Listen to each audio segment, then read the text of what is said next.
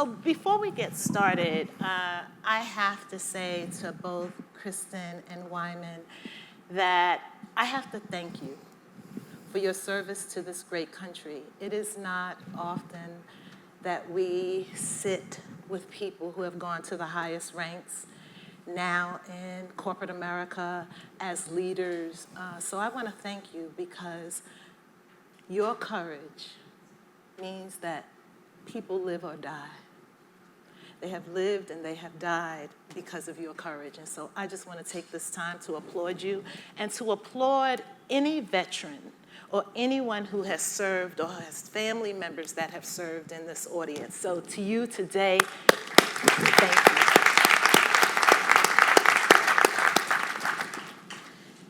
you. So, courageous leadership, agency on the edge. A song came to mind. Everybody wants to rule the world, literally and figuratively. And the first line is, welcome to your life. There's no turning back. And as I think about courage, it's felt that way to me. I never got trained on being courageous. Somehow I had to do it in the moment because there was no option to run in the other direction. You both attended the Naval Academy. For the layperson, I would tell you that that means trust, competency, courage, grit, leadership, fight, and inclusion. We won't give them an A+ on inclusion, but we're going to say in recent years, recent decades, there's been inclusion. So what I'd love for us to start with, and you can give us some tea if you want to, tell us how the Academy developed and trained on this topic of courage. Is that actually possible, to train courage? You want to take that one first? No, you take it. Train on courage. It's a journey of experiences and how you show up in those moments. It absolutely can be developed in leadership. One of the things the military, I think, does very well is the continuum of professional development and how leadership is so central to that. Training and courage, I'm not sure you can do that. For me, it's experiential, and again, what standard do you serve in that moment? My journey at the Naval Academy, I rowed.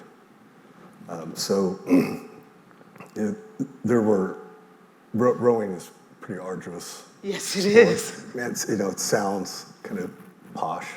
We're just out, rowing. It's no joke. But there are moments in rowing where you really, are looking, deep in your soul, for me, I think in rowing at the Naval Academy, more than anything, was a place to start to see that in yourself and the grit, right? And are left of grit? Are you? And I know Brian's with us, and Brian Johnson's going to talk to us, I think, tomorrow. Are you anti-fragile? Which is the next level from grit. I think the thing that we're taught on day one are the Navy's core values, which are honor, courage, and commitment. So you are indoctrinated in those values the day you step onto the Naval Academy grounds. And so I think it is all those experiences where you have to learn what that means for you, whether it be courage, whether it be honor. But I played basketball, and so it was a very similar experience to try and see what that looked like. But for me, it was personal. It was very personal. So I realized that I was a lesbian when I was a sophomore at the academy. That was illegal. And so I found myself thousands of miles away from home, only child, first person in my family to go to college, And here I am facing a moment where I could be kicked out and lose the opportunity of a lifetime. And so for me, courage was like, what do I do as a 19-year-old? How do I deal with this? And I'm alone. I don't have anybody that I can talk to. And so I really did have to dig deep and think, like, what does it look like to stay? And I think that was the first courageous decision that I made, was like, this is something that I want, this is something that I believe in, this is something that we talk about, that we believe in.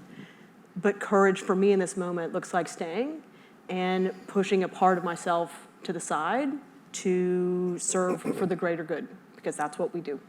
And so, to be tested like that at 19 or 20 years old is something that stays with you, and something that really shaped how I show up now and how I showed up at Tesla, and building those kinds of environments where, how are people able to deal with moments like that when they're put in those situations?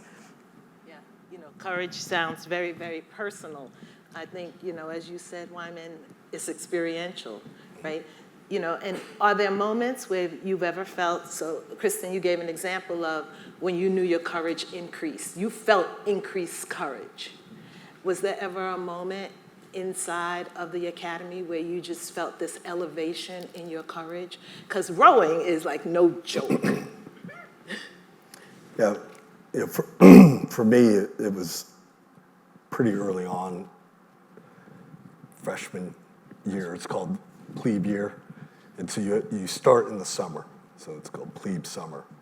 And I was barely 17 years old, and I got dropped off. My father was also a Naval Academy alum, and I was pretty scared, okay? And I get dropped off I-Day, and my father, I didn't know how to do an about face, and they give you your code, like your number.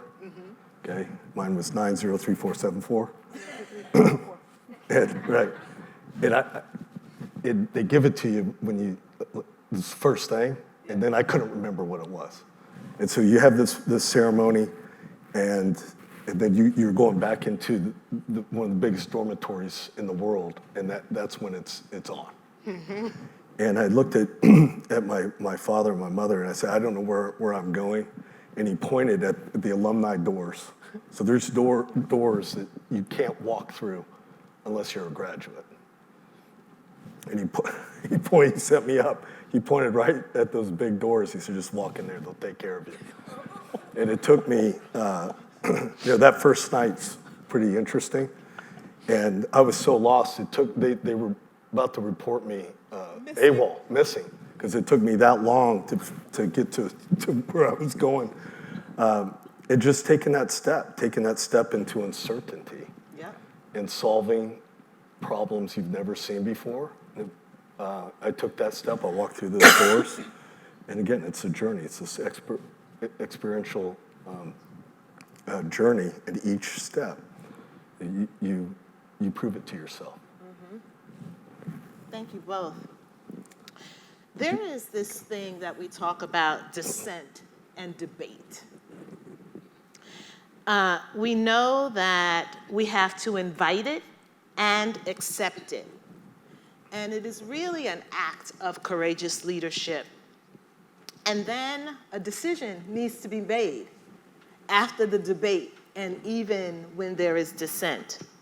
Can you give us a little insight into a big decision where there was disagreement and debate and you had to make the final call? You can talk about something either in your civilian life or in your military life. Can you share this idea of overcoming debate and dissent? Because those of us who are in our corporate careers or adjacent to our corporate careers, there's a whole lot of dissent and debate right now over things that used to be status quo. And they're just not anymore. So could you offer us some insight into those big decisions?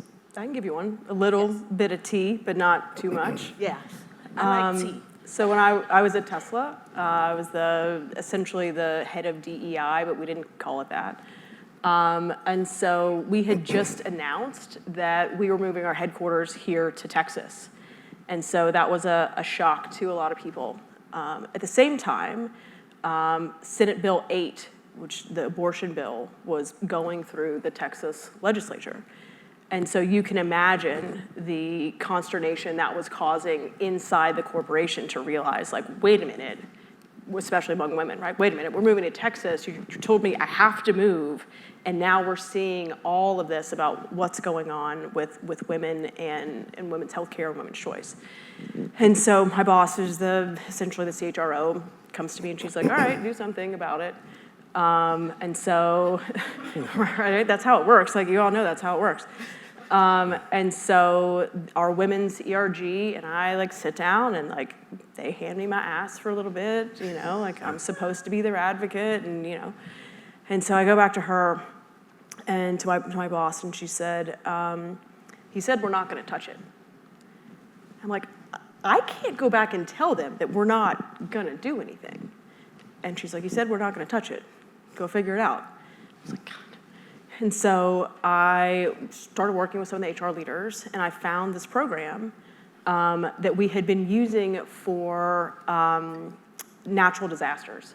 And so basically, you know, if somebody had an emergency or natural disaster, like, we would front them some money and, you know, whatever. And so I said, well, what if we use this program? What if we expand it? And so then, you know, if we're talking about folks who live in Texas, need to travel, you guys know how all this went down with a lot of other companies, right? Like, what if we put that language into this program? And she's like, all right, figure it out. So I worked with everybody, we got it figured out. And she said, but you can't tell anybody what this is. So in the military, it's like a foot stomp, right? Like, you have to, like, wink and nod, like, this is what we're doing, and try to get them to understand, you have an option, I just can't say that there's an option. So I took it back to the women's ERG, they were happy with it. And so time passes, we come out with our impact report. It's like a 300-page document, it's released every year. And so of the 300 pages, the press pulls out one line, Tesla provides abortions. And I'm like, oh God. And so I tell my wife, I'm like, hey, look, I'm getting fired. It's fine. It's fine. I made the call. I thought it was the right call. We're gonna be okay. The kids will be okay. But, like, if this was the right thing to do, but just know it's over.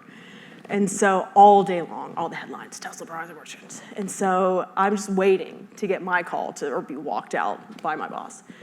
And so I end up talking to one of the other executives, and I'm like, dude, is it time? And he's like, no, Elon loves it.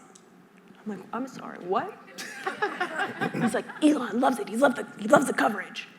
And I'm like, you've got to be kidding me. So I'm not getting fired. He's like, oh no, you're good. And so it was one of those things, like, I very easily could have done nothing, right? And just follow the line, like, we're not touching it. But I knew the right thing, especially for our employees, was, like, to go figure it out and find some way to make the system work for everybody. Yes. And yeah, I was scared, you know, I assumed I was gonna lose my job, but you know what? Like, I could have lost my job and it would have been fine.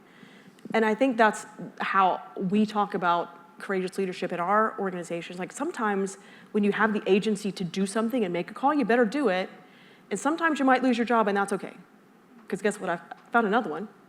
You could find another one too. And so it really is thinking about how are you leaning into those moments and taking the risk that you know you and your family can afford to take. And so that's one that always sticks with me. I thought it was over that day, but you know what? Now a bunch of people have access to healthcare that they weren't gonna have access to. Good call. I think so.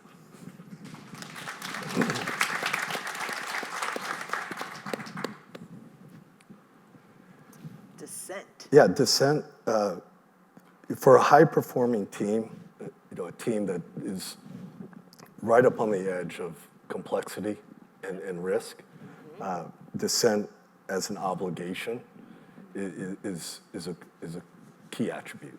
You know, I think, you know, reflecting on my service with my teammates, first I'd say you know, we're design thinking advocates. Okay? So you think of, you know, military, very hierarchical, and it can be you know, around, you know, risk thresholds, resource allocation, enforcing standards, correcting deviation from the standard. But when we're solving a problem, it's very divergent up front and inclusive. And inclusive. Very flat. And it's in those moments where dissent is an obligation. And then the last thing I'd say, as a leader, in the being accountable, because we're going to converge and we're going to get to a decision. And when that decision is made, there's an accountable leader. Yes. And in that accountability, you really create space up front for dissent, and create space for failure and risk-taking. Mm-hmm. So would you mind sharing a time when you made the wrong call and a little bit about that recovery? You may not have ever made a wrong call, but I'm thinking there's some humans in here. Oh, yeah. Well, I mean, like more if you recently, can. my wife Sarah is sitting right over here. Hey, Sarah. We could ask her lot of material there. My father was a naval officer. Yes. and had the most significant influence on me as a leader, and a lot of that influence came early when I was young, and then it took me years to wrap the experience around what he said to me, to then apply it. But one of the things, I was very young, and he said, listen, when you're moving fast, he said, have an oil can, and first never take your hand off the gear shift. And keep the reverse gear, he called it well-oiled, the reverse gear. Okay.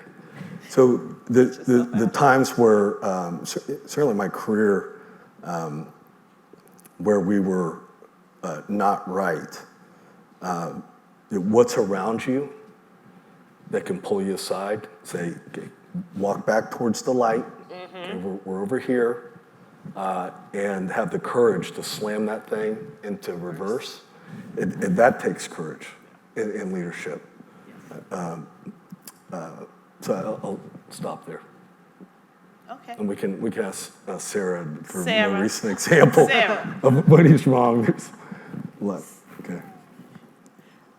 Has there been a time, Kristen? Yeah, I mean, I think. Wrong. Yeah, I think, so when I was deployed to Iraq in 2004, so I was in financial management. I had one Marine that reported to me, and so it was just the two of us. And so she was a sergeant. She, right before, maybe during our deployment, she found out that she had gotten into this program that would allow her to go to college and become an officer. And so she came from a low-income family. No one had ever been to college before, so she was like the one that was gonna, break generational, things for her family. And so right before she was meant to leave, she had an opportunity to go out on a patrol. And so this was an interesting time, right? Like, women weren't officially allowed to be in combat roles, but women were like all over the place on convoys and in the middle of the fight. And so she had an opportunity to go on the convoy, and she asked me, and I said no.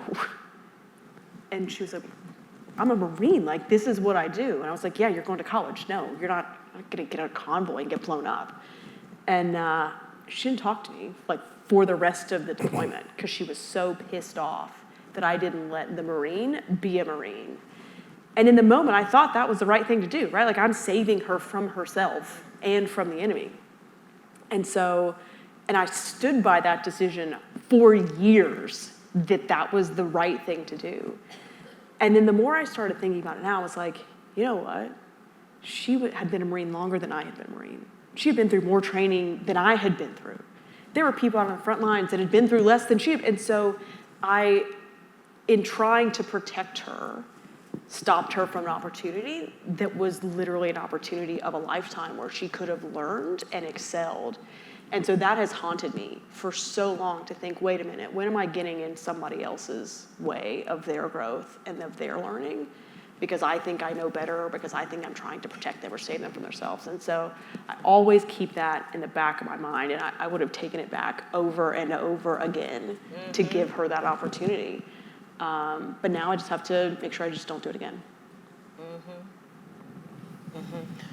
So, 5 children. Thus far. You make Sarah move in her seat. That's an inside joke. 5 children, legacy Naval Academy. Here we are, 2026. Tell me what you whisper to those 5 children about agency. Yeah, I think certainly with our young ones, so we live in hill country, and our children are at a wonderful Montessori school. I'd say we raise them around agency and do the hard things to the harder path is required to do, meaning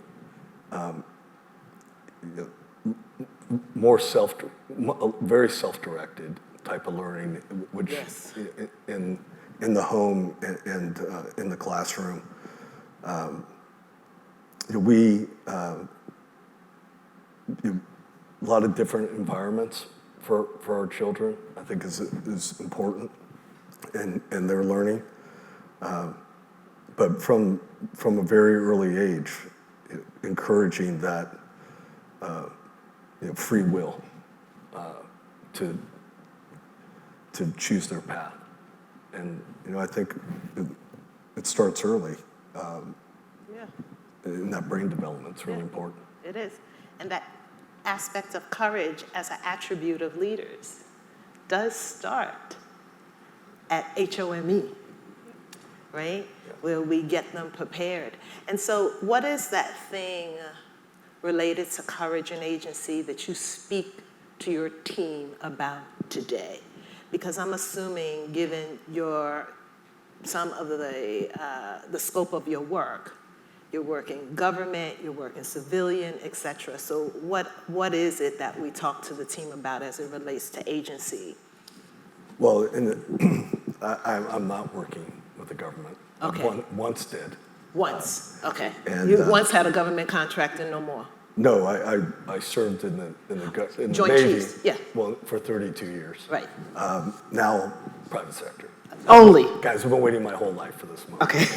So, firmly honored and, Yep. and felt very privileged in my service and like new things, far outside kind of what the archetype might be. But yeah, free will, free agency is how you deliver enrollment with the team. And again, my father taught me that distinction. You can direct someone to do something if you have the authority. You can persuade someone. You can sell them on an idea. That when the team is enrolled to put the Very trophy different. on the wall, they're there out of their own free will to choose. Yep. And that is escape velocity. Especially critical if you're right up on the edge of what's possible. So with our space company, thank you for tolerating my marketing here. So it's we're delivering the grid in space, spacecraft that collects sun energy, and supercharge other spacecraft with power beaming lasers. So that's a bit nonlinear. Yeah. And the way that my two co-founders and I engage with our team, it's telling the story of what's possible taking a stand in the present for a future that may have little or no evidence presently that what we say we're going to deliver is possible, in a way where the team chooses to strap on that outcome, to get on that rocket ship out of their own free will to choose. So that's how we talk about free agency. I mean, I think to go back to the kids thing, so I've got a couple kids too, and so I always say, you have a choice, and your choices have consequences. And so when I think about agency, like, that's what it is. You always have a choice, and those choices will always have consequences. And so what you have to think about is, what's the work you're doing before you get to that choice, before it matters, right? Like, so how are you understanding what your values and what your principles and all of those things that go into helping you make a choice? How do you do that work first? So when it reaches that moment, when you need to make a decision, you're not behind because you already know what you believe in enough that you've got some alignment and some direction on the way to go. And so, you know, unfortunately, my kids had to deal with me writing a book about courage and agency, and so, like, they hear it all the time. And I get it thrown back at me all the time. And so it's like, okay, they're listening, right? They're listening, and they're seeing these moments where I'm making choices, some good, some bad, and they're reminding me that, like, this is, you know, we are making choices based on our values, right? And so when I think about agency, when we teach about agency, it really is that intentional decision making based on your values and what you believe in. And you have to think about the consequences that are coming with it, and you have to think about the risk of those choices. And so I think that's something that we don't talk about enough, and something that was frustrating for me when I was at Tesla. You know, people could have taken a lot more risk in their choices, and for whatever reason, they chose not to. And so that would be a question that I would ask of you all. Like, are you really understanding the risks and pushing yourself to make the more courageous choice that might be a little bit more risky, but, you know, safe enough? And if you're not, why not? Like, what's getting in the way of you doing the most courageous thing? And how do you start to deal with that right now? So when it comes up next time, you're not asking your question, you know, because you know what you believe in, you know what your principles are, you know what your values are. Yeah. The 800-pound gorilla in a room, in every meeting we go to, every Zoom, every Google Meet, every conference call, is uncertainty. And if you had to drop a pearl or an anchor because you're in the military, you know, Naval Academy, you know. I was really excited with myself when I said anchor. It worked. Okay, good. For leaders, when it comes to uncertainty, how should the leaders in this room, including me, what should we assess and then do as leaders in high-stake uncertainty? Because right on the edge is where you make the most money, right? But it's also the most amount of risk. And to your point, Kristen, a lot of consequence that you may not always be able to pinpoint what some of that consequence might be. So if you gave us all a big pearl and anchor to walk away with today, and you may have already hit on some of those points, but we want the nugget. I mean, the world's going to continue to be uncertain. Yes. That's not going to change. Good, right? Like, the uncertainty brings innovation and it brings change, and it's exciting about where we're going. So we know it's going to be uncertain, so we can't be afraid of it. But what we can do is prepare. And I think what I was talking about earlier is, how do you know yourself enough to know how you're going to react in those uncertain situations, that you are able to lean into those values and lean into the principles that you believe in a way that whatever decision you make, you feel good about it.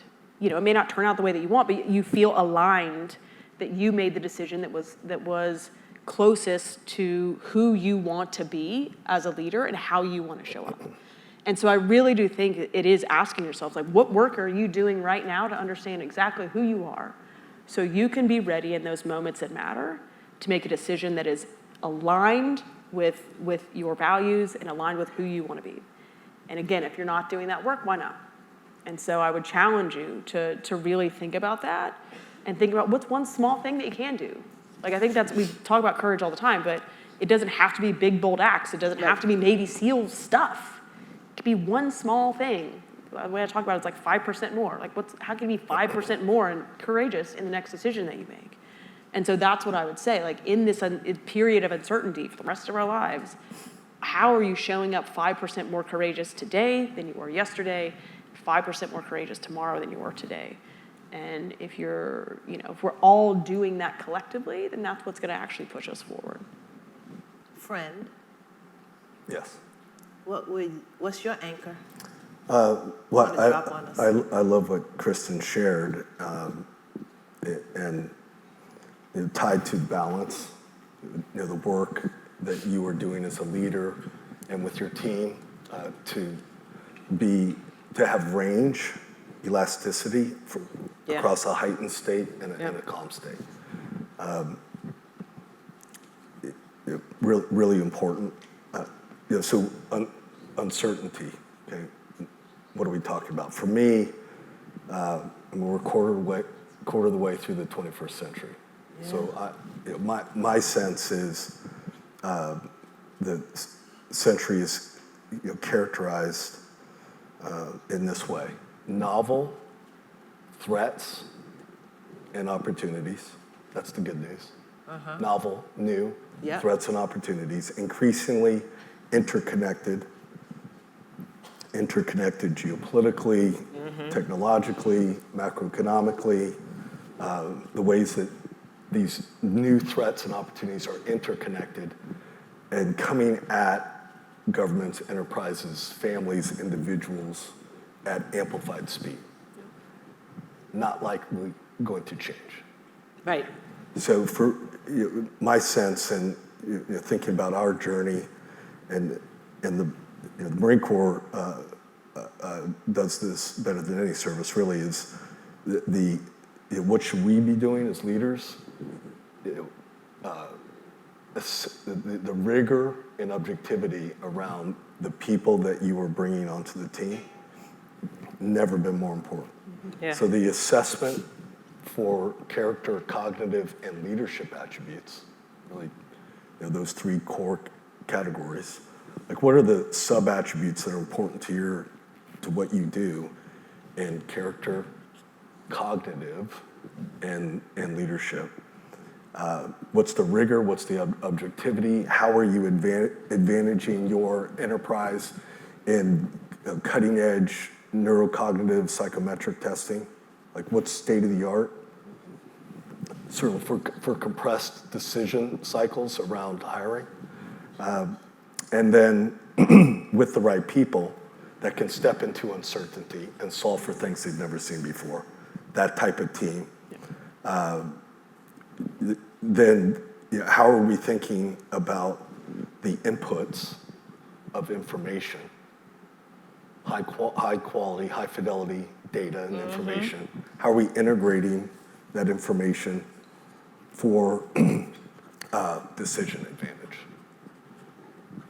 And how are those inputs informing a regular cadence of inclusive scenario planning? And from our scenario plans come our base plans, our contingency plans, and the things that we rehearse. And anytime someone is, an enterprise or at the individual level, surprised, like surprise, big surprise, there's a period of psychological dislocation. And so the work that's done, and it's where you were going, the work that's done up front, it shrinks that period. And that's a little bit of a cliche, the Senna F1, legendary F1 driver, the Senna quote, you can only pass at Monaco in the rain, right? So you're putting yourself in a position to pass in these moments where others are stuck. Yep. Okay. Roger Federer, tennis player, 1,500 wins. What percentage of games he played do you think he actually won the points, all the points? You know, what percentage? This is audience participation. 1,500 wins. What percentage of the time did he have the high points? 80? 60? Huh? 54% of the time. So he says that he had to, quote unquote, say, I lost those sets of points. I got to look forward. 54% of the time. So almost every other time he had to say, I lost, but I still have the opportunity to win if I can refocus, if I can not hang on to the element of surprise because I lost that set, I lost those points. So you've heard here about dissent is an obligation for high-performing teams. You heard that every decision has consequences and risk. You heard that data integration is necessary. You've heard that you gotta be prepared. You've gotta have a set of principles based on your values. We heard a lot about character, cognitive ability, being connected. And so you've heard a lot, but there still might be some questions that you have. And what I wanna do now is open the floor up for questions. So you've heard a lot, some things to think about. We know that you're dealing with uncertainty. We know that you're dealing with decision making because that's who's in this room, the deciders. You have two people who have had to make high stakes decisions and who have transitioned into corporate America. And so I'd love for you to have this opportunity to take advantage of their lived and learned experiences. So I'm sure there are mic runners somewhere so that you can be heard. Thank you. We have a question, right? I held on to the mic so I could ask the first question. So he could have the first question. Sorry, Sugar. Sorry, and guys, the other mic's over here if y'all want to run it. I want to use the example of law firms. And so at the beginning of this administration, how law firms were cowered into capitulating and given, hundreds of millions of dollars worth of pro bono hours. And there were, and Rad's back there, Rad and I were talking about these, and I think you got involved with some of this. There were, a few standout that said, no, we're not going to do that, and we're going to fight in the courts. And eventually, they were exonerated. Talk about the different, I don't know that I would call those first three firms that capitulated not courageous. They were caught out without any scenario, without any planning. But how do you address what happened there from a courageous leadership perspective? Fear won. They were afraid. And instead of taking the time and having the trust in their organization and in their people and in their abilities, they let fear win. Mm-hmm. And I think that's the thing. Yeah, it can be scary to lose business and to have to go to court, but you're attorneys, you're good at this. And so why not believe in your people and believe in what you know to be true about your firm enough to stand up? Like, that has been my thing, don't get me on my soapbox, but like, why are we not standing up to a bully? That's what we're taught in elementary school. We stand up to bullies. So why are we not doing that right now? We're letting fear win. And what did we see? It took, was it Perkins Coie? It took a couple of those other law firms that said, we're not doing that. We're going to stand by what we believe in. Right. And then people started to stand behind them, right? And so, like, sometimes you have to be first, and you've got to be willing to do the hard thing, and you got to be willing to lose. And if we don't have more people doing that, then we're going to keep cowering to bullies, and we're going to find ourselves in a really bad position. And so, I think it's unfortunate. They, luckily got a get out of jail card, but we need more people to go first and say, we're going to be the ones that stand by our values. I trust the people around me. Come for me and see what happens.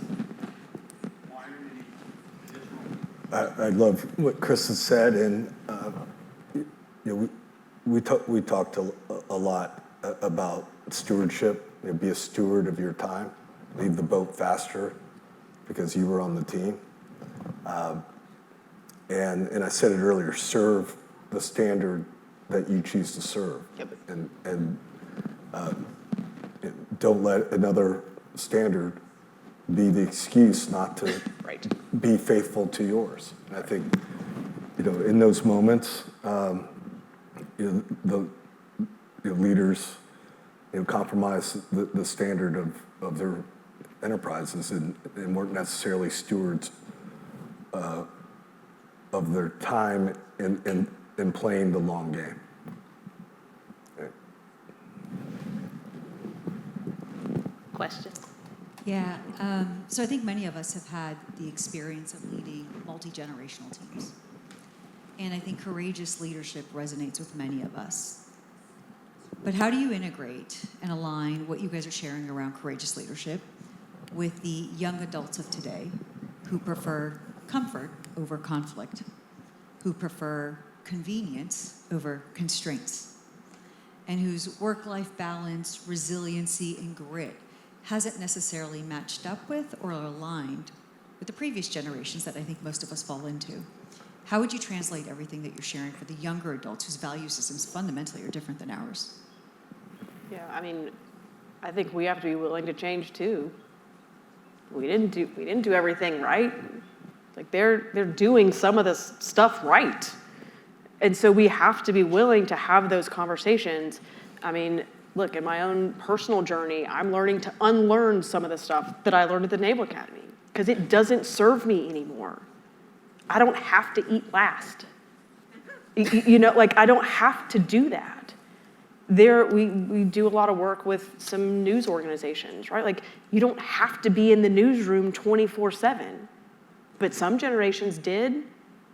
What would it take to let that go and talk to some of the younger folks to say, like, how do we meet in the middle and find a way that works for us right now, that we can learn from each other? But we have to be willing to admit that some of the stuff we're doing is no longer serving us. And they have to be receptive that we got here for a reason, and so they need to listen to us, to some extent.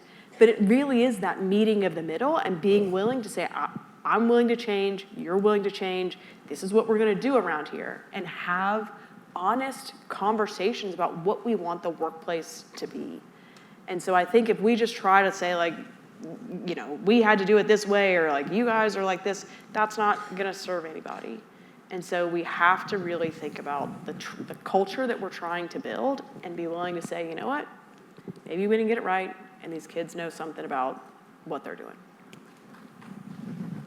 So I got one Gen Zer, let's go. Yeah, I have one of those people who live in my house. I have a 23-year-old.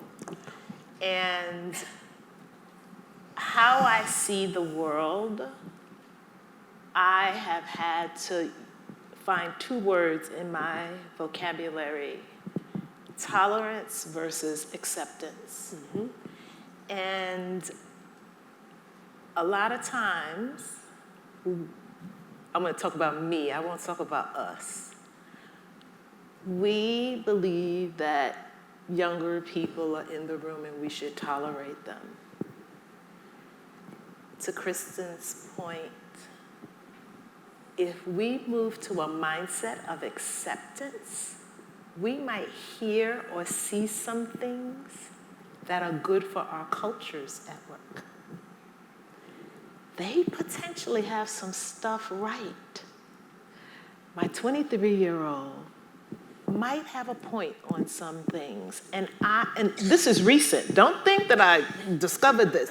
I'm discovering it the hard way because I'm saying, I'm not penetrating. And then I realized, because you're not accepting who she is and what she believes. And, you know, we have to open the aperture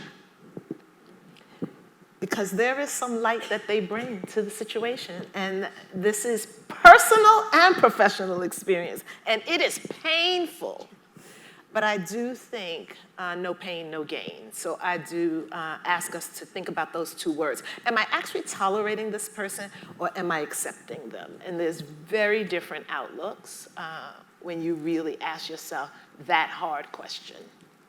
Just my lived and learned experience. Can I fire this one at Wyman? Back in the back. Oh. Hey, Wyman. Craig Cummings. Yes. I feel like it might be a miss. I don't want to put you on the spot too much, but given you commanded all of Navy SEALs, is there a story on leadership?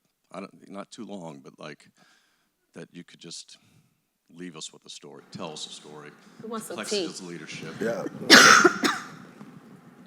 Yeah. Okay, 32 years thinking about what I'm most proud of, like the moment, and, you know, around leadership. And we had suffered the largest single combat loss in U.S. Joint, so all services in U.S. Special Operations history. Single mass casualty combat loss tragedy hit our unit. We lost 38 lost souls, 22 from our team, including our Air Force Special Operations teammates that we're very tightly integrated with. Army Air Crew, courageous Army Air Crew. That number includes our Afghan partners. So 22 from our team, lost in an instant. And there was, I'd say, pressure broadly on the command so you've got an element that's roughly 60 personnel early in a long combat employment, and just weeks into it, a third's gone. 29 children without a father in an instant. That was part of the devastating impact of this tragedy. And we have another element that we can swap out very quickly. It's a decision, and then it happens on the other side of the planet very quickly. And we made a decision, that we were not going to bring the element home. So they're going to stay on mission in combat for another 3.5 months. That's the decision. With a third of the people gone. Correct. Now, we're going to reinforce them, but they're not coming home. And I've said a few times, what's the standard you serve that you choose to serve? Well, our standard is we don't take a knee. Do you have grit? I mean, you can say that. What do you do in those moments?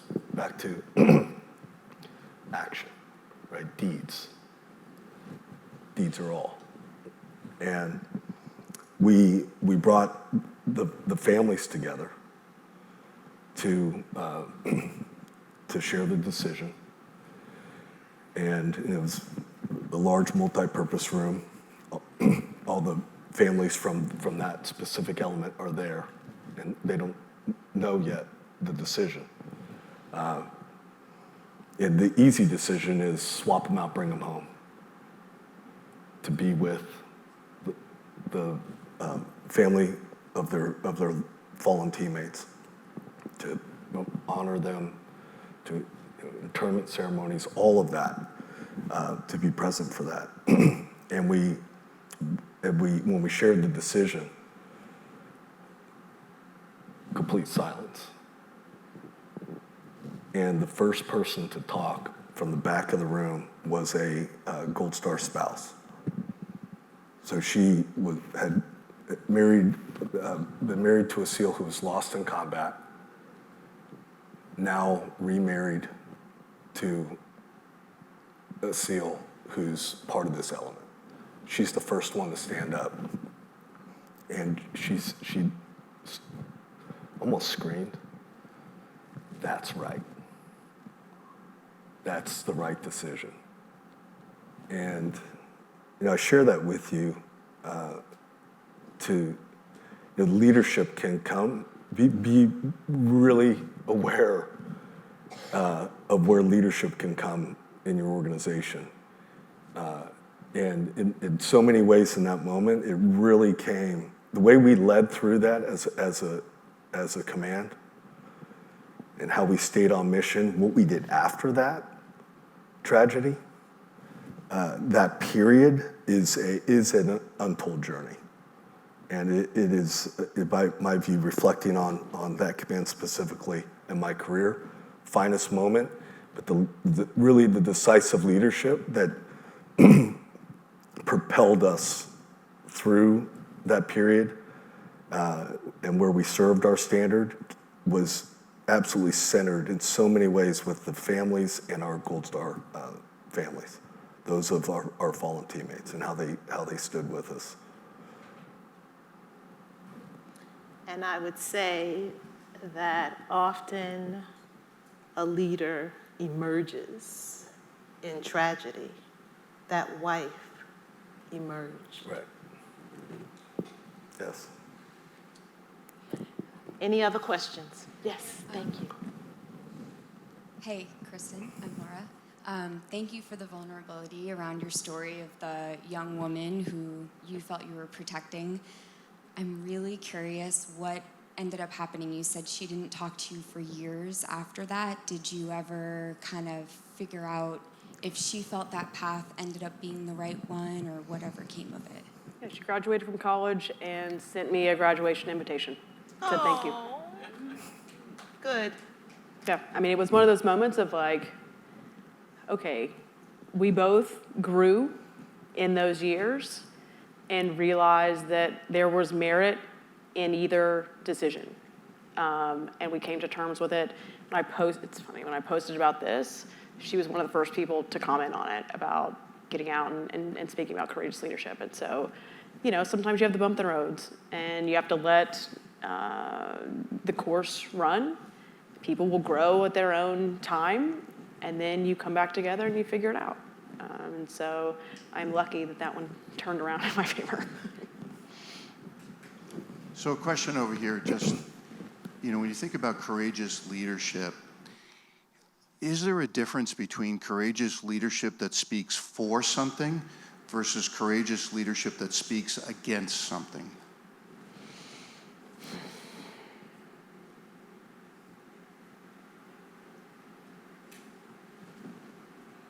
So your question is there a difference? Is there a difference? I mean, speaking against what you don't like without potentially offering a solution, I think that might be a different type of courage than if you actually are offering something or putting forward a movement that is different. So just wondering. I think there's room for both, right? Like, I get your point, and I agree with you that without offering a solution, like, you're just potentially complaining, right? But I think there's got to be room for both. People who are willing to speak out and say this isn't right. And while they may not have a solution, like, where are the people who are like, okay, well, how do we partner and find a solution in that? And so I think there has to be room for both. Yeah, I shared earlier this distinction of enrollment that my father taught me. I was 11 or 12, and the exemplar that he used at the highest, like for him, the highest level exemplar of enrollment was, for him, Martin Luther King. That's what he shared with me. I'm 12. Martin Luther King, I have a dream speech. Okay? That he and others in the civil rights movement, that he in that moment, in that speech, is taking a stand for a possibility for a future that had little or no evidence. 100 years of darkness after failed Reconstruction. Now we're in the 60s. So he's taking a stand for a future that has little or no evidence in the present that it's possible and enrolled a nation, and he and others. So it's a bit, if you're standing for something, I mean, you're standing against something, usually, I think. But the way that he led, or Gandhi, it's a possibility. It's very inspiring, right? So it's not just I'm standing against this. I'm standing for this. Thank you. We have room for one. Oh, there's my one question.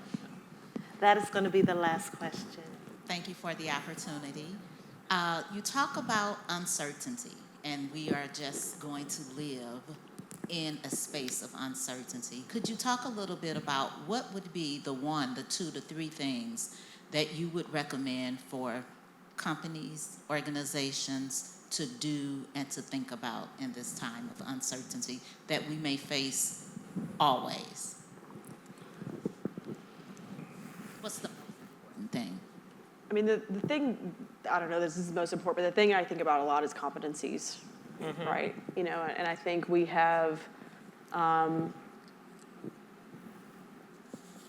set a certain standard for competencies, and we should probably rethink those. Like, what does it actually take to do the job? You know, I think with AI coming online, that's really going to disrupt the workforce. You all know that. And so if we don't understand what competencies truly matter for each of the roles, then I think things are going to get really, really messy. And so I think if you focus on truly and being honest about it, you know, I think this kind of goes back to the question about generational too. Like, well, just because I had to have 10 years of blah, blah, blah, or a degree in this, like, maybe that's just not true anymore. That is one thing that I agreed with Elon on, right? Like, maybe you didn't have to have a college degree to do some of the things. Yeah. And that was radical when he was talking about that. And so I really think we need to ask ourselves, like, are we just saying that someone needs to meet a certain standard because that's what it's always been, or is that actually the standard? You know, I kind of went on a rant this week about women in combat, right? Like, for a long time, women weren't allowed to be in combat because there were a lot of different reasons. But back in 2011, 2012, they looked at the standard and the competencies that it would take for women to be in combat roles. And any woman that met those standards could join the Navy SEALs, right? I mean, women haven't yet, but other things. And so now that's a big controversy around, like, did we change the standards just to allow women in? Like, you and I both know that that's not true, that didn't happen, but you know, how are we being true to what the standards are and what the competencies needed are for certain roles, and making sure that we're recruiting the right people with those right competencies? Yeah, competencies, attributes, character, cognitive, and leadership attributes. What are the competencies? Where are you looking for talent? Yeah. Are you looking in the right places? And then, you know, with the time, just to touch back on balance. Like, what can you be doing? You know, it sounds like a cost center, The investment in human performance across mind, body, and spirit, like, if I put a number on that for you all, you'd be like, wow, really? And the return on that investment in retention of our best talent and higher productivity and readiness for combat, the metrics, because we had to justify the resources. So, what can you and your enterprise do, to support your team and their families in accessing resources across those pillars? That's differentiating, in my view. Yep. And the one thing that I would add to both, so I +1 on both, and then I would say we've got to build cultures of trust. A lot of the dysfunctionality that we are experiencing in our teams and in our organizations because we don't have foundations of trust. And so I just think we really need to anchor on cultures of trust, which are going to look really different than the current principles and values we have. Okay, we are out of time, but I do have one last question. In one word, how are you feeling about the future, Kristen? One word. Opportunity. Love.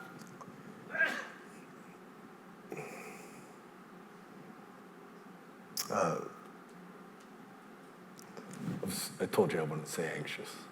Do you remember that? So we can't And on say a it. positive note. Can't say that. I love him. Talked about this. We can't say it. I love him. No, I'm inspired. You are allowed to say I anxious. won't say it. You won't say it. No, I'm optimistic. Yeah. And I am hopeful. And thank you very much for your time and attention today.